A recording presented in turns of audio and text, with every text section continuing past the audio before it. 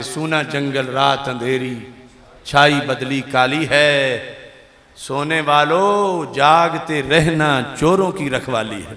जैसा वो एक बैल है बहुत बड़ा जिसको गारंटी है कि मैं नबी पाक की ज़ियारत करा सकता हूं, उस फराडिये धोखेबाज दज्जाल का भी हशर करना है जो तौहीन रिसालत का मुर्तकिब हो रहा है और गुस्ताख सुन्नियों के स्टेजों पर धमाले डाल रहा, शरीयत से बगावत करने वाला, कोई पूछने वाला ही नहीं।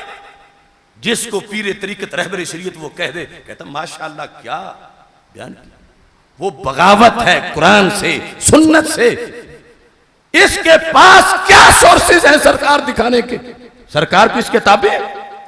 लीडरों ने यह भी हिसाब देना है इस कमीने के बकवासों का। हम अहले सुन्नत हैं, हम किसी फिरके को मुंह नहीं खोलने देंगे कि तुम्हारा अहले सुन्नत का स्टेज था। जो है वो जवाब दें। हरगिज़ ये भगौड़ा अहले सुन्नत में से नहीं है।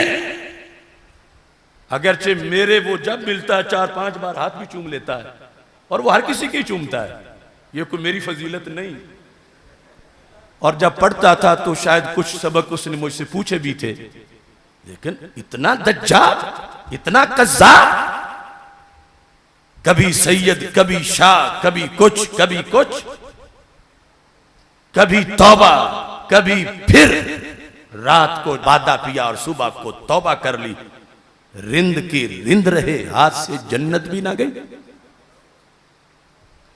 लिहाजा अदालत फतावा रिजविया की है, और अगर फतावा रिजविया उसको दज्जाल कहे तो किसकी मजाल है कि उसकी हमायत में खड़ा हो।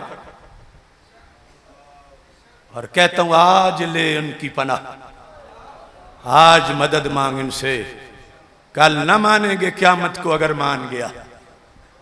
स्टेजों पे धमालें डाली जा रही हैं और मौला जट जैसे इमाम अहमद रजा बरेलवी की फिक्र में ऐसे भी खतीब आने थे, शरीयत से मजाक करें, बगावत करें और पूरा मजमा उनके कुफरियात पे अकीदा बर्बाद कर रहा हो। स्पेशलिस्ट सरकार की ज़ियारत कराने का इसके अंदर पता दावा क्या लाज़िम आता है, पढ़ो फतुल बारी, दावा नबूवत के करीब करीब जा बात बनती है। और इन्होंने समझा हुआ है कि हमारा जलसा कामयाब हो जाएगा। वो ठीक है, टिकट दे जन्नत की भी और ज़ियारत की भी, ये दीन है।